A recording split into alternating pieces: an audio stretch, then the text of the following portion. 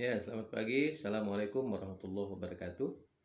Ya, selamat pagi. Ya, selamat pagi. Sambil jalan kita ya. Memang kita hanya 5 orang ini untuk mata kuliah ini. Jadi yang paling aktif Bu Agatha, Pak Gatot ini. Eh, ya, ya. Terima kasih ya. Ya, baik, kita lanjutkan materi kita hari ini terkait dengan pesan ya. Salah satu materi dalam pendidikan kesehatan masyarakat di institusi ya. Jadi pesan ini sangat penting. Jadi nanti kita akan membuat pesan-pesan persuasif ya.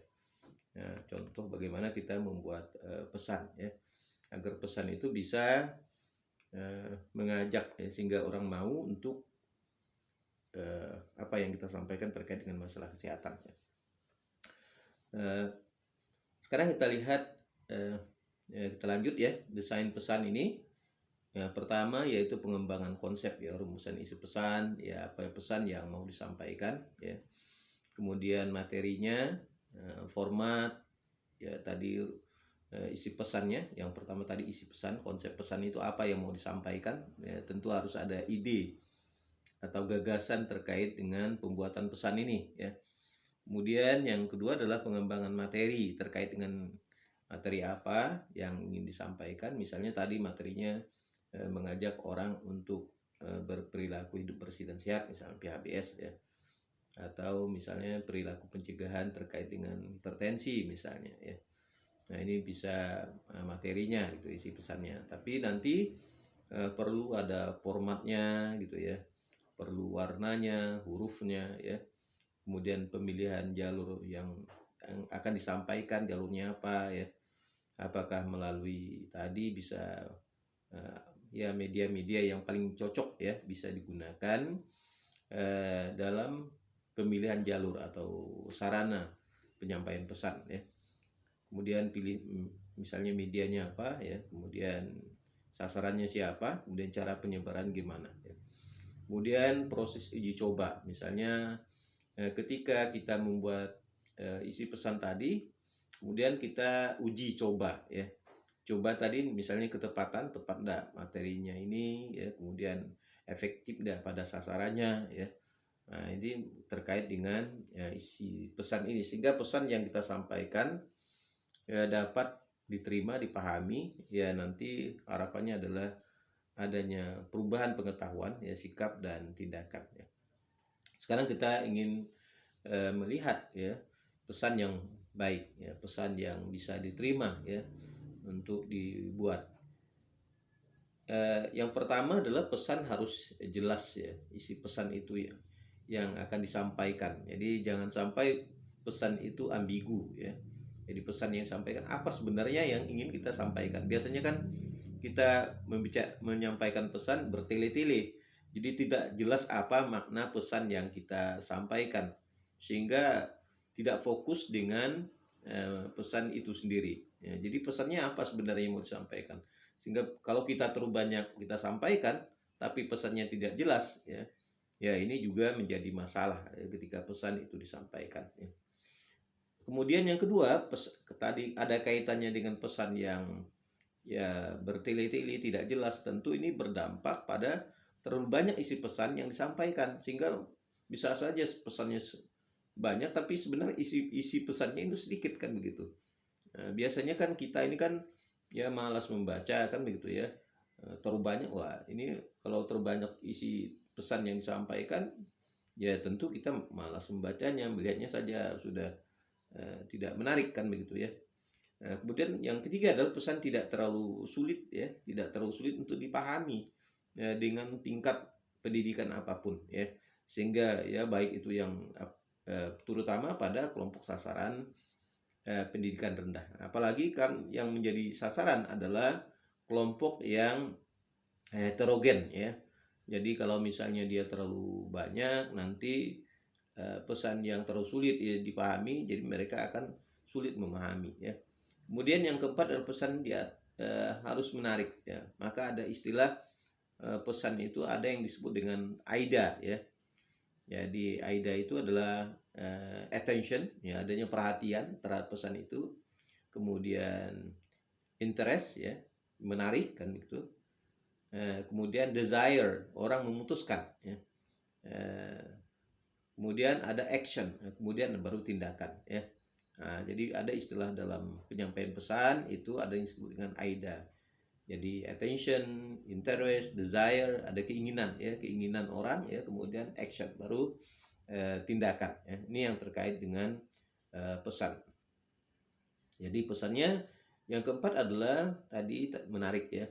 Kemudian yang kelima adalah pesan menggunakan gambar atau alat peraga yang sebenarnya untuk membantu, karena setiap orang itu kan berbeda-beda ya. Ada yang hanya visual saja ya, ada yang harus audio saja, ada yang audio visual ya, untuk memahami isi pesan yang disampaikan. Karena perbedaan tadi sehingga kita menyediakan ya sarana media penyampaian pesan ini juga bervariasi ya, sesuai dengan pemahaman setiap orang ya. Jadi agar mudah bisa dipahami sesuai dengan tingkatnya. Kemudian media tadi, kalau dulu ya, sekarang pada mungkin ini lebih cocok ya di masyarakat ya, katakanlah dengan ya akses informasi digital yang kurang kan begitu ya. Misalnya buku panduan, paket informasi yang relevan ya, poster, leaflet, lembar balik, radio spot ya. Mungkin radio sekarang orang tidak lagi lah ya. Tapi kalau di desa-desa kan masih radio masih bisa digunakan ya. Kemudian di TV sport ya, jarang videotron ya. Untuk kota-kota besar bisa kita gunakan ya. Apalagi sekarang TikTok ya, TikTok, Snack Video, kemudian FB kan begitu ya, Instagram ya, IG ya, kan bisa dijadikan sebagai alat untuk melakukan pendidikan kesehatan ya. Kemudian pilih media cetak atau audio visual sesuai dengan audien ya. Jadi kelompok sasaran itu kan bisa kita kelompokkan ya. Ada kelompok ya mulai dari anak-anak gitu ya. Kemudian ada remaja, ada dewasa, ada lansia ya. Nah, jadi kelompok-kelompok itu dapat kita kelompokkan. Kemudian berdasarkan jenis kelamin ya. Jadi kelompok berdasarkan umur, kelompok berdasarkan jenis kelamin, berdasarkan pada profesi. Nah, ini bisa kita kelompok. Kemudian berdasarkan wilayah ya, desa dan kota ya. Nah, ini misalnya tadi ya warna ya, tadi kan kita sampaikan terkait warna, misal warna merah ya, kemudian warna merah tua ya. Jadi fungsinya terkait dengan warna ini. Kemudian misalnya tadi warna merah merangsang vitalitas, memperdaya penggunaan pendengaran perasaan. Nah, ini kan kemudian warna merah tua ya, merah jingga, kemudian warna kuning emas ya. Kemudian warna hijau. Nah, jadi ini sangat penting dalam kita memberikan informasi terkait dengan pesan ya. Nah, jangan sampai pesannya tidak menarik gitu ya. Jadi warna ini sangat mempengaruhi ya. Kemudian warna biru. Nah, sekarang kita melihat ya bagaimana membuat pesan ya. Pesan ini dapat dibedakan menjadi dua bentuk ya. Ada pesan verbal baik berupa tulisan maupun lisan ya. Kemudian nonverbal ya, berupa lambang-lambang ya. Misalnya kalau kita lihat di lalu lintas di kan atau kawasan dilarang merokok, maka kita buat ya sifatnya simbol kan. Ya, jadi tidak perlu lagi kita tulis orang lambang rokok kemudian disilangkan begitu ya. Pasti orang sudah tahu bahwa di situ kawasan dilarang merokok. Nah, cara membuat pesan ya. Pesan ini kan sebenarnya sangat tergantung pada kreativitas kita ya, dalam menyampaikan ide. Jadi pesan itu muncul ya karena memang ada ide yang kita ingin sampaikan ya, gagasan ya. Gagasan itu yang kita pikirkan sebenarnya maunya tentang apa yang kita ingin kita sampaikan. Masalahnya itu apa? Misalnya pada usia kelompok lansia itu pada penyakit rematik artistik misalnya kan. Nah, jadi materinya itu terkait dengan ide pesan kita ya terkait dengan rematik artistik tadi kan begitu. Pada umur lansia, sasarannya adalah lansia, tentu kita tidak menggunakan video kan begitu. Kita menggunakan bisa saja leaflet kan begitu untuk kelompok-kelompok lansia terkait dengan rematik artistik ini ya. Kemudian Bisa berupa ya tadi gambar, kemudian isi-isi pesan yang pendek karena biasanya orang-orang tua itu penglihatannya sudah terbatas ya. Nah, itu bisa atau tulisannya lebih besar, tulisannya lebih menarik. Nah, kemudian kode lambang yang digunakan ya. Nah, kemudian mungkin setelah kita terapkan, kemudian eh, isi pesan itu dianalisis kembali sehingga apakah pesan yang kita sampaikan itu bisa dipahami oleh kelompok lansia tadi ya. Misalnya lansia yang ya biasanya baca tulisnya juga tidak ya, kurang baik kan begitu ya. Jadi sebaiknya pesan tulisan itu dikurangi ya. Kecuali misalnya kalau pada kelompok lansia yang ya, terdidik misalnya ya akan mudah kita menyampaikan pesan-pesan yang bentuknya tertulis ya. Kemudian kode dan lambang, misalnya lambang yang memiliki objek A, B, C dan seterusnya ya, kode sandi yang tersusun secara sistematis. Jadi kalau kita membuat pesan, pesan itu terdiri atas pertama ide pesan, ya, gagasan pesan. Pesan itu masuk menjadi encoding, ya. Jadi ketika dia masuk menjadi encoding, dikode, kemudian pesan itu ditafsirkan. Maka ada sebenarnya di sini ada interpreting ya. Jadi pesan itu ditafsirkan kemudian baru decoding. Nah, jadi pesan itu kalau termasuk pesan itu kita terima masuk disebut dengan encoding. Kemudian pesan yang diterima itu kita tafsirkan kan. Nah, maka biasanya isi pesan itu sama tapi orang menafsirkannya itu berbeda-beda ya. Decodingnya itu berbeda ya karena tadi ketika pesan itu masuk di kepala seseorang kemudian diinterpreting ya diterjemahkan kemudian nanti decoding ya diterjemahkan dilaksanakan secara berbeda dengan isi pesan yang disampaikan. Nah, inilah pesan yang disampaikan itu ditafsirkan akan berbeda karena tadi ada encoding, ada interpreting, ada decoding. Nah, jadi pada masa interpreting inilah orang menafsirkan pesan atau menerjemahkan pesan itu sesuai dengan pemahaman pengetahuannya ya. Kemudian macam-macam pesan ya. Nanti kita coba terkait dengan pesan ini. Yang pertama adalah pesan informatif ya. Ya, pesan informatif ini pesan yang bersifat penjelasan ya. Menjelaskan saja ya kepada si penerima pesan misalnya apa pentingnya menjaga kesehatan di masa lansia ya. Kita sampaikan sehat di masa tua ya atau ya, kondisi kesehatan yang baik di masa tua, menikmati kesehatan di masa tua. Jadi masa tua tidak sakit-sakitan kan begitu ya. Nah, jadi materinya hanya sekedar apa saja, oh misalnya ya aktivitas fisik terus dilaksanakan. Jadi hanya sekedar informasi saja ya. Jadi tidak ada makna untuk mempengaruhi ya, mempengaruhi tadi. Tapi sifatnya ada informasi saja. Misalnya tadi lebih banyak minum air putih, melakukan aktivitas fisik, istirahat yang cukup, ya banyak mengkonsumsi makanan yang mengandung serat, kan, sayur, buah, kan begitu ya. Ya, kemudian hindari stres, kan begitu. Nah, ini materi yang kita sampaikan terkait dengan pesan-pesan yang bersifat informatif saja. Jadi tidak ada persuasif atau bujukan ya atau ingin mengubah sikap dan perilaku seseorang sebagai hasil keyakinan yang timbul karena terpajan oleh atas informasi yang kita sampaikan. Tapi sekedar hanya informasi. Nah, inilah yang disebut dengan pesan informatif ya. Nah, kemudian yang kedua ada pesan yang bersifat persuasif ya, persuasi berasal dari kata persuasiu yaitu membujuk ya, mengajak ya. Nah, pesan yang bersifat membujuk orang untuk berperilaku tertentu ya. Nah, contoh misalnya pada banyak kita temukan iklan-iklan ya untuk mempengaruhi orang ya. Ya, untuk baik itu membeli atau memiliki itu barang itu ya. Misalnya belilah barang ini untuk ya supaya kesehatannya terjamin kan gitu ya. Ini alat kesehatan yang bisa membantu mendeteksi kan. Jadi sifatnya mengajak ya, membujuk. Jadi itu yang disebut dengan pesan persuasif. Nah, ini contoh ya.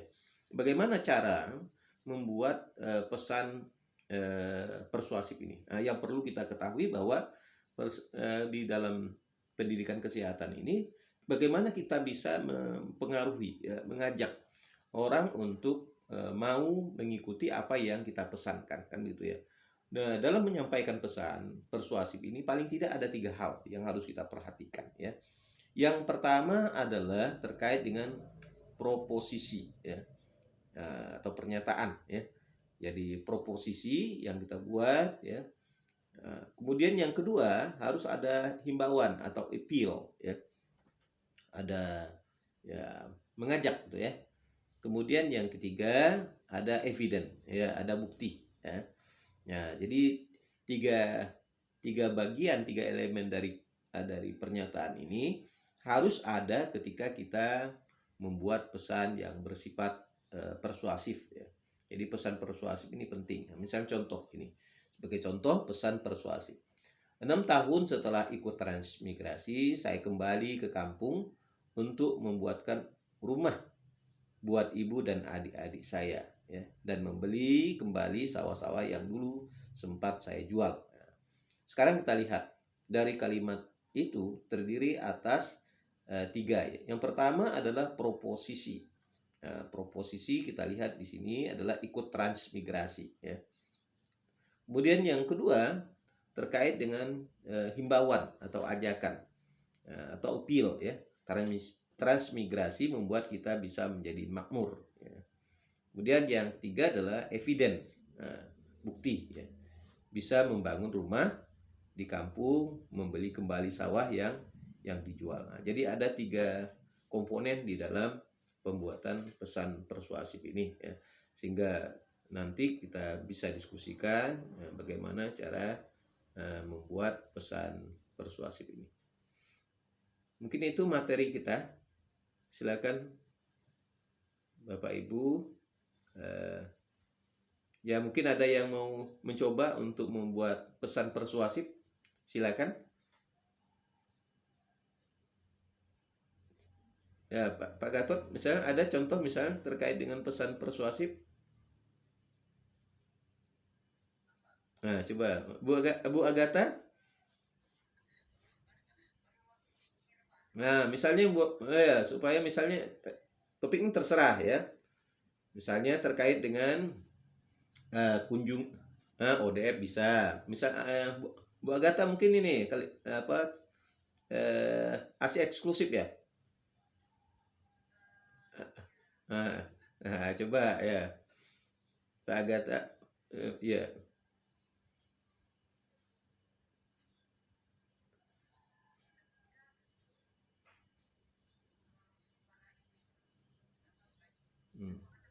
Iya lah.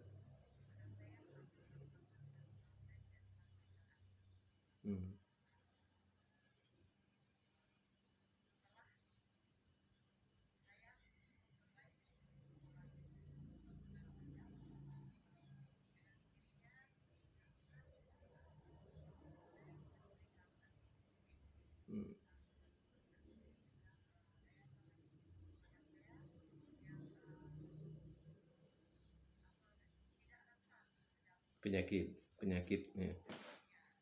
Ya. Ya.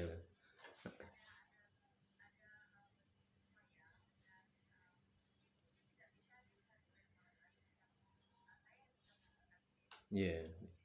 Ya, jadi proposisinya ya memberikan ASI eksklusif ya, kan gitu ya. Kemudian himbauannya berilah ya. Jadi supaya anak tahan terhadap penyakit kan begitu ya. Buktinya misalnya ya anak saya ya sekarang dalam keadaan sehat dan bisa sekolah dengan baik kan begitu ya. Gitu.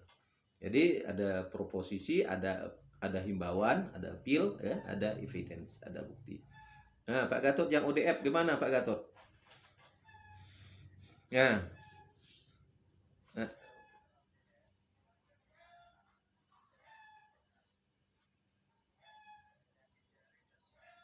Nah, ya. Sekarang proposisinya ODF. Kemudian himbauannya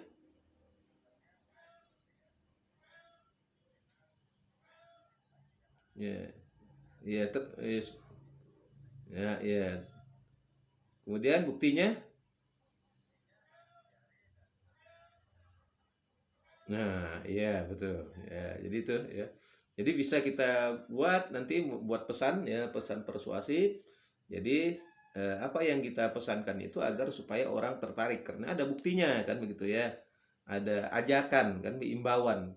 Himbauan ini tujuannya adalah untuk mempengaruhi ya, mempengaruhi orang agar mereka mau kan begitu. Ya, mau mereka karena ada bukti ya, atau sudah terbukti tadi Bu Agatha kan juga sudah membuktikan bahwa anaknya yang ASI eksklusif dan tidak eksklusif ya, berbeda. Baik itu kecerdasannya maupun ketahanan fisiknya kan begitu ya dari penyakit. Nah, ini contoh ya bahwa evidennya ya anaknya tercegah dari penyakit dan memiliki kecerdasan. Kemudian ya himbauannya adalah berikan ASI eksklusif pada bayi bayi ya, ibu-ibu kan gitu ya. Nah, kemudian proposisinya adalah berikan ASI eksklusif kan begitu ya. Nah, jadi ini ya ya hmm.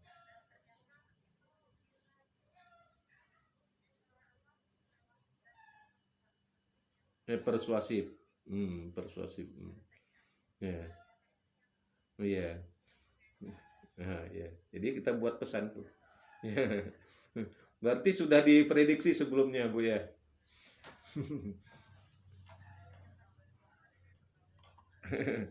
Iya, iya, instingnya sudah ya, ya, ya, ya, instingnya sudah nyambung, Ibu. Ya, jadi ya, pesan persuasif ya bisa kita buat di mana-mana ya. Jadi terkait dengan temanya ASI eksklusif, bisa ODF juga. Ya, kalaupun tidak ya di FB ya, di FB di ya kita ajak, kita imbau. Kemudian di TikTok mungkin sambil-sambilan ya. Nah, ini bisa kita lakukan dalam rangka untuk ya melakukan pendidikan kesehatan kepada masyarakat.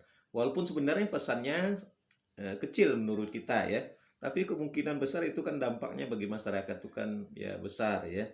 Ya meskipun kecil yang kita sampaikan, ya mudah-mudahan itu memberikan dampak yang besar dan berarti bagi masyarakat, terutama dalam upaya untuk meningkatkan kesehatan kan begitu ya.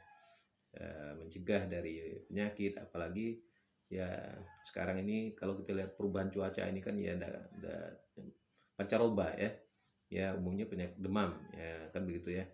Ya, daya tahan tubuh menurun ya, perlu kita lakukan himbauan ya pada seluruh masyarakat. Silakan, mungkin ada lagi mau didiskusikan.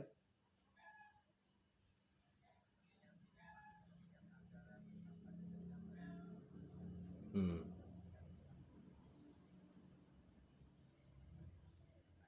Hmm.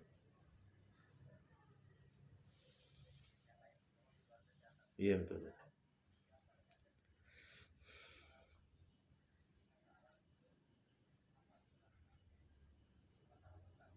Ya, ya. Terima kasih Pak Gatot. Sebenarnya memang kalau kita terkait dengan pesan ini, segmentasi penerima pesan ini kan berbeda-beda ya segmentasinya ya. Ya kalau kita misalnya berpatokan pada anggaran ya memang hampirnya ya tidak mungkin ya kita lakukan pendidikan kesehatan ya. Tapi yang paling penting adalah bagaimana kita berbuat ya.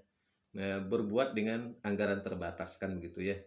Nah, ya tadi misalnya itu media FB itu kan ya yang gratis-gratisan kan ya alhamdulillah banyak kan gitu ya. Bisa kita manfaatkan. Ya TikTok juga ada kan gitu. Kalau snack video juga ada kan gitu. Untuk mengkampanyekan ya atau memperkenalkan melalui pendidikan kesehatan melalui media media yang tidak berbayar itu kan bisa dilakukan ya.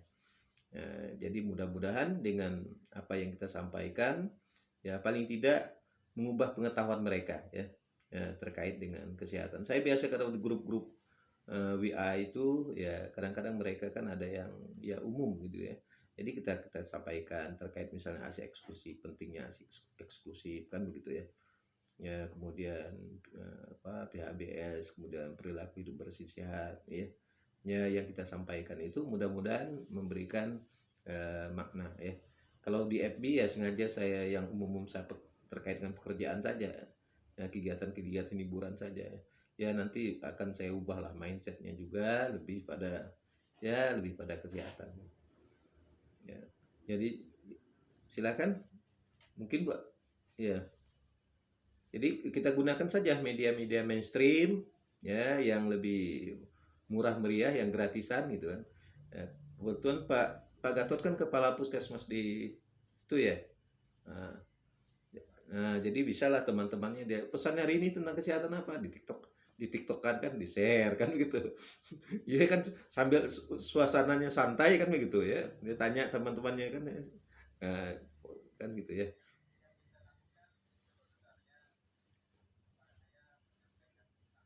Hmm. Iya betul betul ya betul.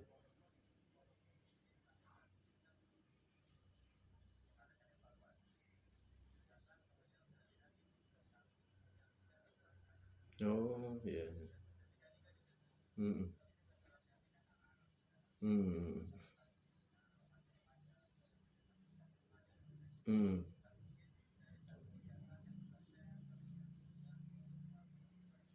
Hmm. Hmm. Hmm. Hmm, betul betul. Betul betul. Hmm. Iya iya betul.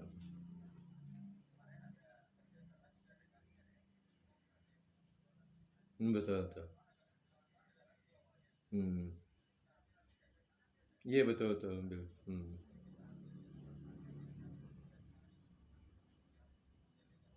Iya.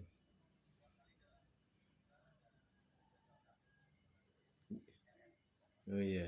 Jadi sambil ya bagus bagus sekali Pak.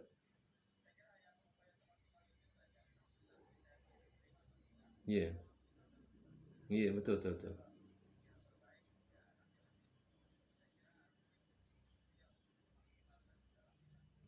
Ya, ya, ya. Bagus sekali tuh Pak Gatot ya. Ya, sama dengan di kampus juga kita lakukan seperti itu, bekerja sama dengan RRI kan gitu ya. Ya, jadi meskipun dari Dinas Kesehatan kosong tuh, tidak ada kan, ya kita yang isi kan begitu ya. Topik-topik yang terkait dengan kesehatan bisa dialog interaktif gitu kan. Ya, jadi dibuatkan saja santai waktunya. Jadi jangan sampai ya mengikat lah ya. Ya, apalagi misalnya di eh, di YouTube kan channel YouTube atau misalnya ada dialog-dialog pendek kan begitu ya. Nah, itu bisa digunakan ya.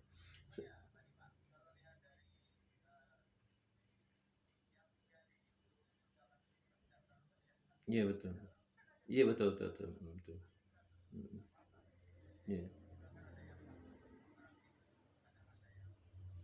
iya, iya. Iya betul. Betul betul betul betul. Mm, mm,